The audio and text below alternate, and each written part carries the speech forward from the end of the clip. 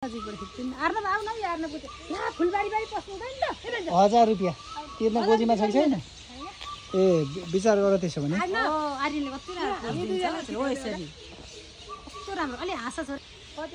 केटाहरूलाई केटा कमरेडहरू कतिजना 2-3 जना मात्रै देखियो है पछाडि हाम्रो नारायणजीलाई देखिएन है कमरेड नारायणजीलाई यसो सरक फर्क नारायणजी अलिक यता देखिएन यता कमरेड नारायण ल ल ल ल ल एउटा ल है त ल